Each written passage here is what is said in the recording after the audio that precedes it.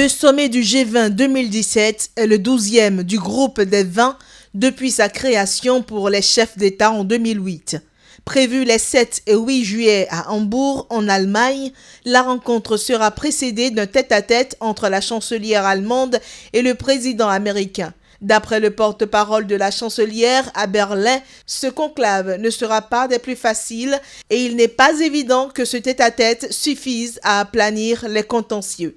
Les dissensions entre la chancelière allemande et le président américain sont particulièrement visibles en matière de lutte contre le réchauffement climatique, de commerce et de dépenses militaires. Il n'y a pas longtemps, Washington a annoncé sa sortie de l'accord de Paris. En commerce, les États-Unis tiennent un discours protectionniste et menacent des pays comme l'Allemagne de taxes douanières en jugeant leurs exportations excessives. Cependant, Angela Merkel a rassuré qu'au moins sur la question de la lutte contre le terrorisme, un terrain d'entente sera trouvé. Le sommet des principaux pays développés et émergents qui se tient vendredi et samedi à Hambourg s'annonce comme une des réunions internationales les plus conflictuelles de ces dernières années.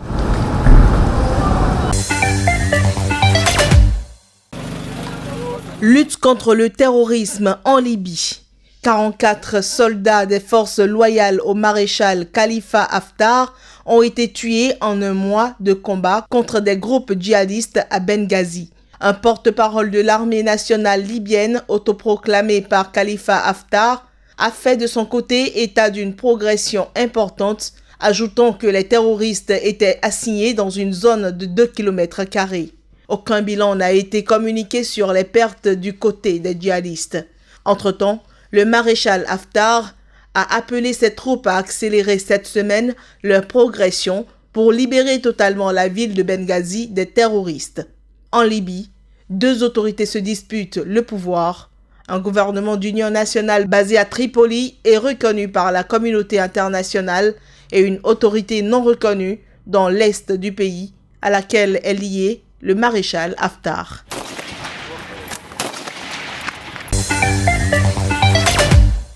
L'Égypte accueillera mercredi les chefs de la diplomatie d'Arabie Saoudite, des Émirats Arabes Unis et de Bahreïn pour discuter de la crise avec le Qatar. Les 3 pays du Golfe et leurs alliés égyptiens ont rompu leurs relations diplomatiques avec le Qatar le 5 juin et lui ont imposé des sanctions. Ils accusent le richissime petit pays Émirats Arabes gaziers de soutenir le terrorisme et lui reprochent ses liens avec l'Iran, grand rival régional de l'Arabie Saoudite.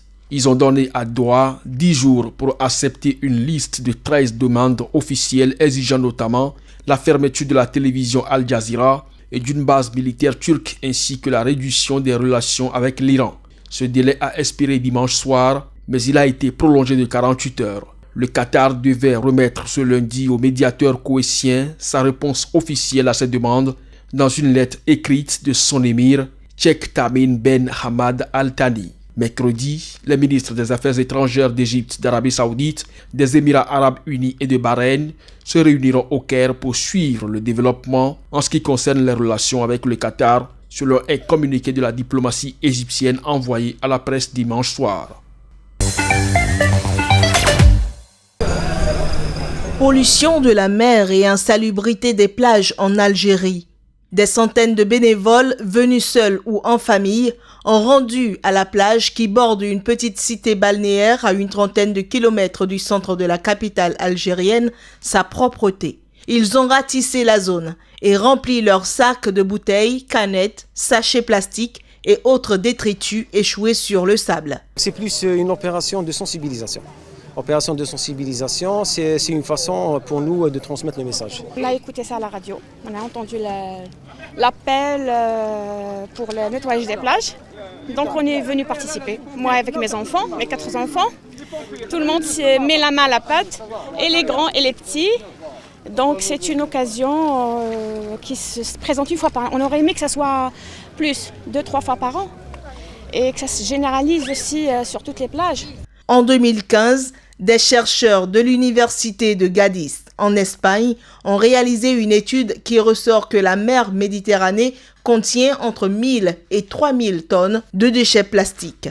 Longue de plus de 1600 km, La côte algérienne draine chaque année des millions d'estivants. Mais de nombreuses plages sont interdites à la baignade à cause de la pollution, notamment liée aux égouts qui se déversent directement dans la mer ou au rejet de produits chimiques de certains sites industriels. La baie d'Alger n'échappe pas à ce fléau.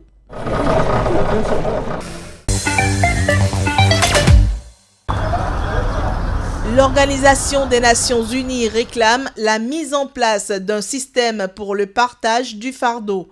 Il est plus que jamais nécessaire de répartir la responsabilité de l'accueil et de l'hébergement des réfugiés arrivant en Italie.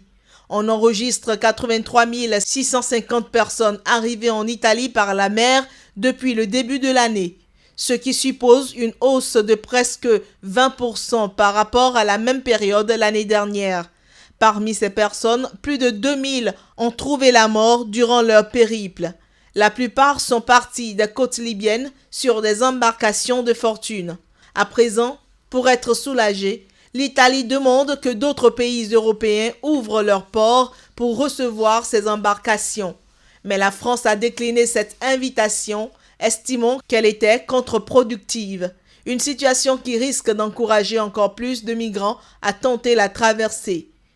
Les migrants originaires de pays d'Afrique de l'Ouest tels que le Nigeria et le Mali représentent actuellement plus de la moitié des arrivants en provenance de la Libye. Cette mesure d'exception avait été décrétée sur l'ensemble de la région de Mindanao le 23 mai. C'était après que les djihadistes eurent hissé le drapeau de l'État islamique sur de nombreux quartiers de Marawi. Nous sommes en Philippines.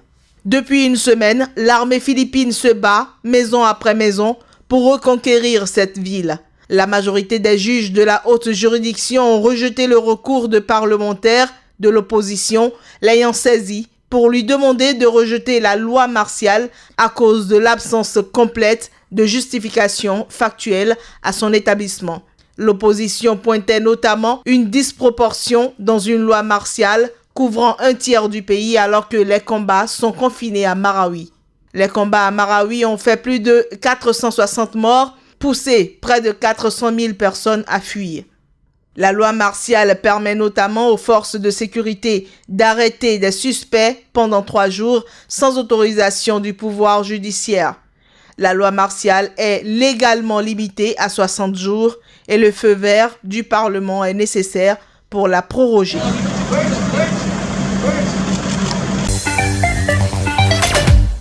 Tunis abrite une conférence nationale sur l'éducation sexuelle complète qui est à son 2e et dernier jour ce mercredi.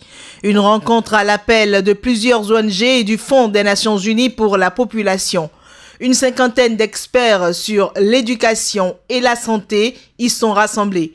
En effet, le nombre de rapports sexuels hors mariage est en constante augmentation dans le pays. L'un des aspects pouvant expliquer cet état de choses, le recul de l'âge du mariage en Tunisie, passé chez les femmes de 24 ans en 1995 à 27 ans et plus en 2005. Ce qui implique que si l'initiation à la vie sexuelle est plus précoce, le manque d'informations expose la jeunesse à des comportements à risque qui peuvent mener à des infections sexuellement transmissibles, des interruptions volontaires de grossesse ou à des naissances non désirées. D'après une enquête menée par l'Office national de la famille et de la population en 2009, l'âge moyen pour le premier rapport sexuel en Tunisie était de 16 ans pour les filles et 17 ans pour les garçons. Plus de 8 jeunes sur 10 dans la tranche de 15 à 24 ans disent ne pas avoir utilisé de préservatif lors de leur premier rapport.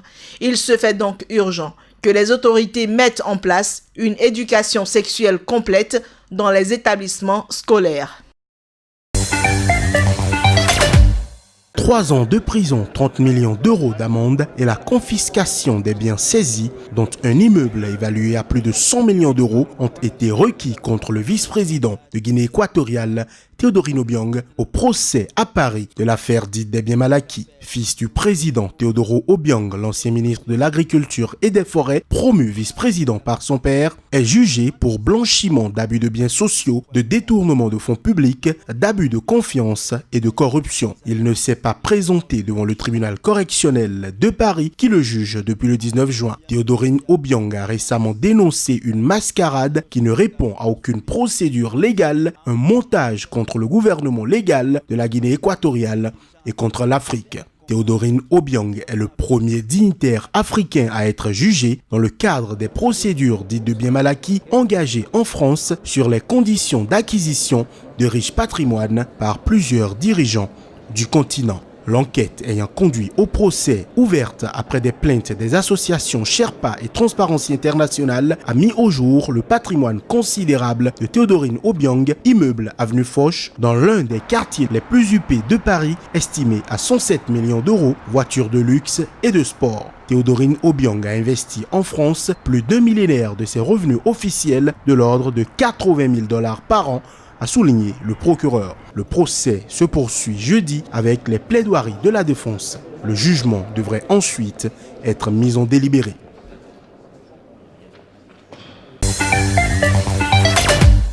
Après une lutte continue contre le terrorisme et ses agents qui a duré plus de 3 ans, le maréchal Khalifa Haftar a annoncé ce mercredi la libération totale de la ville de Benghazi des djihadistes. Dans un discours à la télévision, le maréchal a rendu hommage aux caravanes de martyrs tués dans les combats contre les djihadistes, ajoutant que Benghazi entrait aujourd'hui dans une nouvelle ère de paix, de sécurité, de réconciliation et de reconstruction. Pour mémoire, au cours du printemps 2014, le maréchal Haftar avait lancé une opération qu'il a appelée Dignité pour reprendre la ville de Benghazi, bastion de la révolution libyenne de 2011 qui était alors tombée aux mains des djihadistes. Pour arriver à ses fins, le maréchal a pu compter sur le soutien de l'Égypte voisine ainsi que des Émirats arabes unis avant de se rapprocher de la Russie début 2017. Alors qu'aucun poste ne lui a été attribué dans l'accord politique interlibyen conclu fin 2015 et qui avait abouti à la formation du gouvernement d'union nationale, il s'est imposé comme un interlocuteur indispensable, notamment après s'être emparé de 4 terminaux pétroliers dans l'Est, d'où s'exporte la majorité du pétrole libyen. La plupart des corps des migrants retrouvés noyés sur le littoral, dans l'est de la capitale libyenne Tripoli, gisaient au milieu des rochers près de la banlieue de Tajoura. D'autres étaient échoués sur une plage. Le processus de recherche des corps sur les plages de Tajoura et de Ghouta al-Riban se poursuit pour le 9e jour consécutif. Aujourd'hui, nous avons récupéré 3 cadavres et le nombre total des corps récupérés depuis le début de cette opération s'élève à 53. Un peu plus tôt dans la journée, les gardes-côtes libyens ont secouru 147 personnes, dont 17 femmes et 4 enfants à 8 milles au large de la ville de Sabratha à l'ouest. Ils étaient entassés sur un canot pneumatique de fortune. Et selon la marine libyenne, la plupart sont des jeunes du Cameroun, du Soudan, du Sénégal et du Mali. Pendant ce temps, les ministres des Affaires étrangères de pays européens et de pays africains d'origine et de transit des migrants se réunissent ce jeudi à Rome pour tenter de proposer des pistes face à la crise migratoire actuelle en Méditerranée. À l'issue de la réunion, les ministres africains et européens doivent signer une déclaration commune proposant des pistes axées sur la solidarité et la sécurité.